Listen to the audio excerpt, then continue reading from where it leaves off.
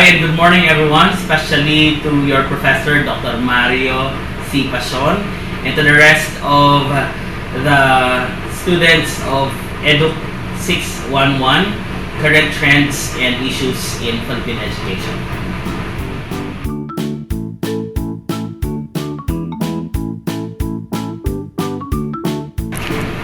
Before I respond to your questions, I'd like to greet also Sir Jordan Jimenez, and thank you very much for giving me this opportunity to be with you today and to provide some of the insights and opinions I have regarding current trends and issues in Philippine education. At alam natin at nararanasan ngayon in the Industrial Revolution 5.0 na napakaraming trends and issues that are arising, especially in the field of education. To cite a few, kasama dyan yung curriculum reforms, policies, teaching and learning process, stakeholder support and participation, teacher training and development, and of course, learning outcomes assessment, yung performance ng mga estudyante. Alongside with policies and administration, minangarapat din namin that all learning leaders, pag sinabing learning leaders, yung mga key officials in the division office at yung nating mga school heads sa baba, sa mga paaralan, our public schools district supervisors are trained on all these policies so that we'll have a uniform implementation, and at the same time so that we can upgrade the way we lead and manage the educational system. Remember that we just came out of the COVID-19 pandemic and we see pinalala nito ang learning gaps. Nakita natin pagbalik ng mga kabataan after almost 3 school years that they are not with us face-to-face, na lalong sumadsad ang kanilang performance. The skills and competencies are not acquired or were not acquired during the pandemic primarily because naka-distance learning sila, modular. So since limited yung time and chances na nakakapag-usap sila ng teachers at naituturo sa kanila yung mga concepts, mas lalong pinalala nito yung problema natin. And when they came back, so ito na, sunod-sunod na yung pagbabago at yung mga issues and concerns lalong lumala. So to start with, yung sa curriculum natin. So just this year, in-implement na natin on the first year or tranche yung matatag curriculum. Ito yung galing sa original na K-12 curriculum. So by the way, hindi pa naman napalitan yung K-12 curriculum, nauna lang na mag-transition to the matatag curriculum yung ibang grade levels natin, na kinder, grade 1, grade 4, and grade 7. So, dahil nga napansin na congested ang ating curriculum. So, the trend is, the plan is to decongest the curriculum, bawasan kasi nga napakabigat ng cognitive overload. So, kung mapapansin natin sa sobrang dami ng competencies na kasama sa bawat subject, imagine from kinder hanggang grade 12, talagang siksik, liglig at umaapaw yung laman ng curriculum. So, ang nangyayari, hindi naman na-deliver ng maayos ng mga kaguruan kasi una, kulang sa oras, kulang sa haba ng araw, napakarami na kailangan iturong konsepto, napakarami na kailangan matutuhan o ma-master, kung sa iba nga, ma-acquire na competencies, tinatawag natin most essential learning competencies or MELCs. So, sa pagdami nito, napansin ng ating mga experts in the curriculum and people from the field and from other areas or agencies related to education, na kailangan bawasan ang mga ibinibigay natin o tinuturo sa mga kabataan. Kasi pag dami, mas lalong hindi nila naiintindihan, mas lalo silang nahihirapan. So, kaya nga, nagpauna na tayo this school year 2024-2025. Although marami pa rin mga issues and concerns na pinaplansya pa, lalo na at isa rin yung mamaya I'll talk about the changes of the people in the administration and even the policies. So, yung curriculum natin ngayon, tinatawag na matatag curriculum, sa next year, uumpisahan naman yung grades 2, 5, 6, at saka 8.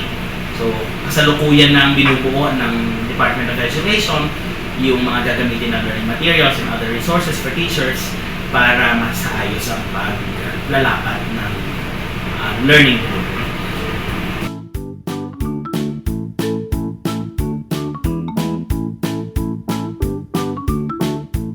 More on the issues and concerns and even trends on curriculum and instruction or Curriculum and Teaching, na yun ang tawag natin sa Department of Education. Natin CI, naging CT siya, no? Curriculum and Teaching. To add more on Curriculum and Teaching, na dating ang tawag natin ay Curriculum and Instruction, so pinagbuti at pinaghusay din yung framework na ginagamit natin ngayon, na unlike before, na 2C, 2CI, 2C, 2IR. So ngayon, pinakilala sa atin at pinaliwanag yung bagong framework na ginagamit natin. But just the same, ito ay mga produkto ng research studies kung bakit ito na yung ginagamit natin ngayon. The framework and everything has been explained to our teachers during the trainings at the school level, at the sub-office level, and even at the division level. At nagmula yan from the central office down to the regional office. Ginaba natin sa field. Kasama rin sa curriculum natin ngayon yung special emphasis, yung feature on the 21st century skills. Nagmula naman ito sa findings ng placement natin as a country sa PISA at saka sa iba pang international assessments na nandun pa rin tayo sa bottom ng performance. So doon nakita na hindi embedded or hindi masyadong intensified ang inclusion ng mga 21st century skills, which are very important for our learners in the 21st century or in the modern world to be able to learn and acquire. So kaya nilagdagan natin yun.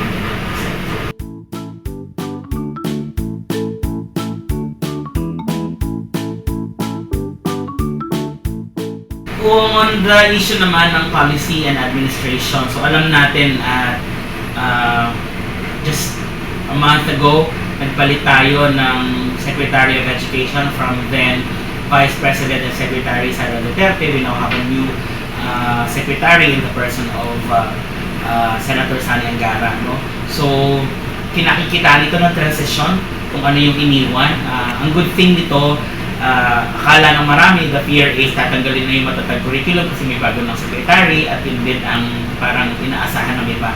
One good thing in this administration is that as he has always been telling the people, the public, na kung ano yung meron na abutan, he will build up on what's existing and improve further in the coming days. So kaya nga sinasabi ko na nagkakaroon na rin actually ongoing na yung development of materials and preparation for the training of the next batch of grade levels will undergo the training on the matatag curriculum. So, ganun pa rin yung directions and policies, they're in place. So, yung Basic Education Development Plan 2030 ng Department of Education, which is our commitment to the international arena na ma-address yung quality education sa social development goals, na ang DepEd ay kabilang at tutugon sa mga hamon. So doon sa Basic Education Development Plan, dito sa atin sa division level, pagbaba, tinatawag natin ito na Division Education Development Plan, at dito nakalatag na ang sentro ng ating mga efforts would be on access. Pag sinabi natin access, sinisigurado natin that all learners of age na dapat nandoon sa mga paaralan ay nahahatak at nahaakit natin sila mag-aral, and we retain them in the schools. So that's access. We provide schools with basic education services to them in all places in the division. So in the province of Laguna, sa 24 municipalities na sakop nito.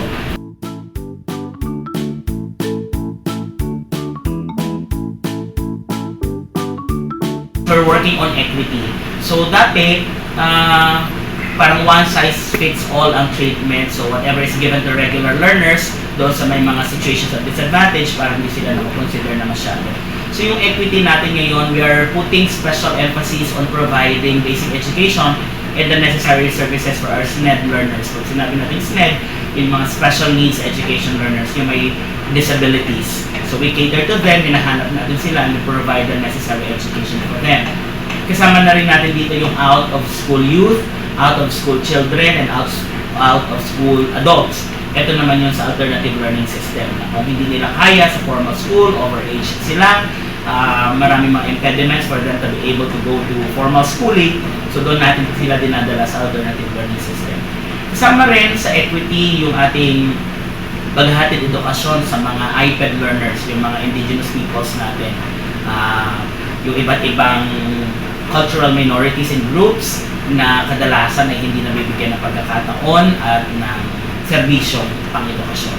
Kasama rin din dito sa Laguna, meron tayong tinatawag na madrasa. So, ito naman ay for the Muslim learners. So, kumbaga, ito na yung tinatahak ngayon ng education community that we provide inclusive education.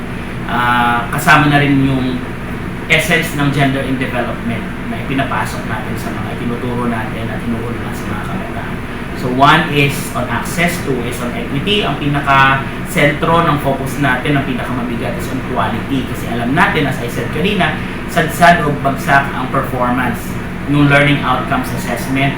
Kasi yung mga bata natin, pagka tinitest sila or tinitingnan kung nakuha ba nila or na-acquire nila or na-master yung competencies, marami pa rin sa porsyento ng mga bata natin yung developing proficiency pala instead of being able to reach mastery level, no? Saka yung pang-apat, yung resiliency and well-being. So, we provide services to them, kagaya ng psychosocial and mental health services, basic nutrition services, kaya may mga feeding program tayo. Yung Okay sa DepEd is a flagship program din, 6 ang components niyan.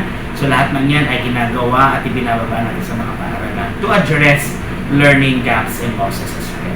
So, at sa ilalim nun, yung tinatawag natin governance, kung paano natin mas maayos na mapapatakbo ang pagbibigay ng dekalidad na edukasyon. All these, kasama yan sa policies at sa administration.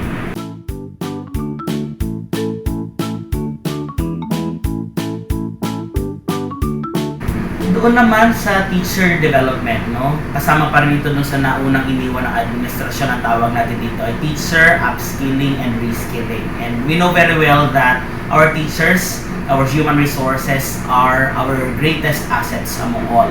Sila yung frontliners. So kaya kung hindi natin maibibigay sa kanila ang sapat na training and professional development, so ibig sabihin, medyo mababa o mahihirapan tayo na masabi na may kalidad ang edukasyon kung nagkakaroon natin sa Laguna. Kasi laging sinasabi, katulad ng statement ni McKinsey in 2007, that the quality of an education system cannot exceed the quality of its teachers. Ibig sabihin, pag sinabi natin na ganito lang ang kalidad ng ating mga teachers, hindi natin pa i-claim na ganito kalidad ng edukasyon natin. It always goes hand in hand. So kaya, we need to train our teachers, to upskill our teachers. Kaya naman, ini-institute natin, ini-institutionalize yung learning action cells at the school level. Regular nilang ginagawa yan to talk about what are the common problems, issues, and concerns that they encounter at schools in relation to teaching and learning, assessment, and everything else related to curriculum and teaching. Para nakikita nila na paano man natin ito masusolusyonan at mabibigyan ng karampatang kasagutan para kapag nagturo tayo sa mga classrooms ay masagot natin at ma-address ang mga problema ito. Kasama rin yung professional development trainings o yung learning and development na pinagkakaloob at the division level, regional level, and central office level. Marami din naman tayong makukuha mga courses and trainings that are free online. So marami tayong mga partner institutions katulad ng US Embassy in the Philippines, nandyan din ang UP Los Baños, and other institutions here in Laguna, ang mga state universities and local colleges and universities. Ina-address din natin yung mismatch ng specialization ng teacher doon sa kanyang teaching load. Kasi marami pa rin tayo based on data na ito yung major pero ito yung pinapaturo. Primarily because may issue tayo sa hiring process, which we are now addressing, no? So kung ano talaga yung needs ng school, yun ang binibigay natin. At meron din tayong binibigay na teacher induction program to get these new teachers on board. So yan ang ilan sa mga naka-line up sa professional development. Kasama na rin yung ongoing application ng DepEd Laguna to become an authorized CPD provider. We have just submitted the application and initially may feedback na sa atin. Ibibigay na lang yung 2 requirements na kailangan namin ayusin, and after that, we can be allowed to propose professional development activities o yung mga training, seminars, workshops na CPD accredited siya. So, Ibig sabihin nito, it ensures na of quality ang binibigay natin training sa kanila at makakakuha rin sila ng mga CPD units or credit points which can be used in filing for renewal of licenses. So, dalawang bagay yung tinikita natin dyan. In all of these efforts, ginagawa natin yung mga pa-training na ito, itong learning and development or professional development para mas ma-improve ng mga teachers ang kanilang competencies so that they can teach better. They can provide the necessary knowledge and skills to our learners.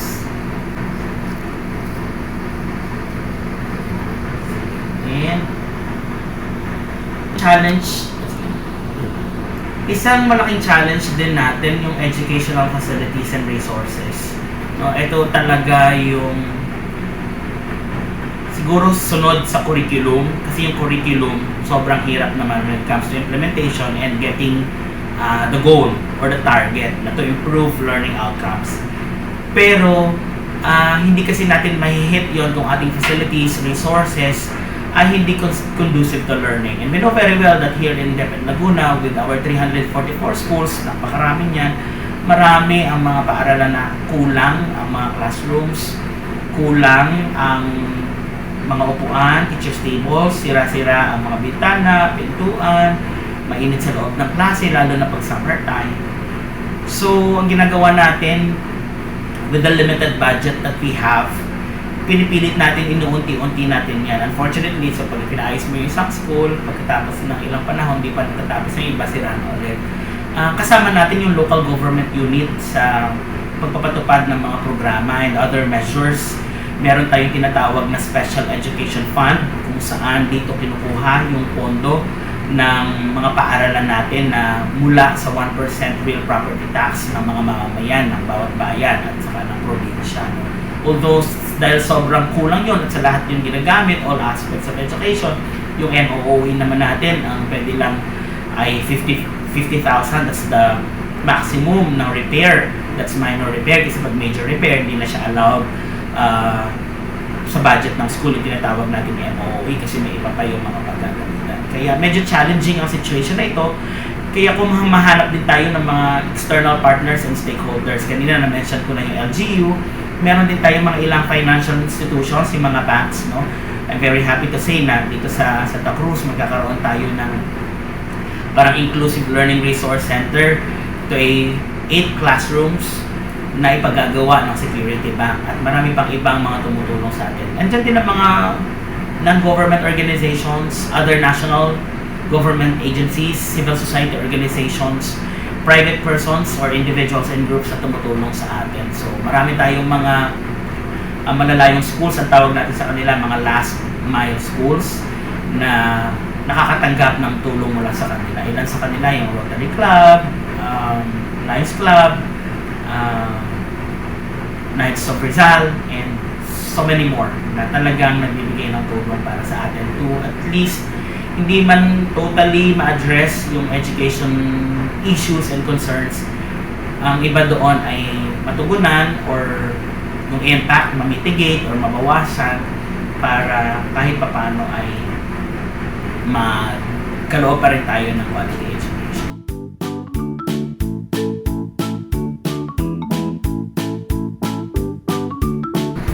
Doon sa equity and access na nasabi ko kanina na 2 pillars of the Division Education Development Plan na anchored yun sa BEDP 2030. We have a lot of measures that are being undertaken or done down the line sa ating mga fields, sa ating mga schools, so that we'll be able to respond to this. Yung sa access, yung sinabi ko kanina na dapat ang lahat ng mga mag-aaral na nasa tamang edad ay nasa loob ng mga paaralan. Kaya yung mga paaralan natin, talagang tinatanggap sila whatever the situation is. Hindi uso yun at nire-remind natin ng field that we do not have the right to say no to learners who would like to go to school. So kaya ibig sabihin nun, tinatanggap natin sila.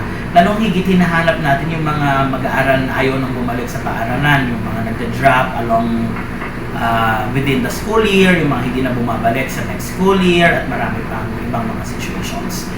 Yung sa mga schools natin, dahil 344 ito at napakarami mga barangays na wala pang ibang schools, kasama sa plano natin ang pag-put up, pag-establish ng mga schools. Yung iba, ini-institutionalize natin, yung iba kasi ang tawag natin mga annexes at saka extension. So we are now on the process of applying for them to be an independent school, kasi yun na yung sinasabi ng DepEd order tungkol sa establishment, conversion, separation, and merging of schools para mas-spread natin yung mga services. Kasama rin sa mga measures natin on equity, yung sinabi ko ngayon para sa ALS, para sa SPED, para sa IPED, Madrasa Alive. Kasama rin sa tinitingnan natin yung pagbibigay ng health and nutrition services, yung feeding program. Although limited yan, pero ang ating 30% naman ng canteen funds ay dapat dyan na pupunta sa mga ating wasted and severely wasted learners. Yan po ang tawag sa classifications ng mga mag-aaral na hindi maayos yung nutritional status. So all these and more ang ginagawa natin. Ang ating mga nurses, dentists, and doctors are roaming around. Meron na rin tayong isang mobile dental clinic na pumupunta sa mga paaralan to provide the necessary services for our learners.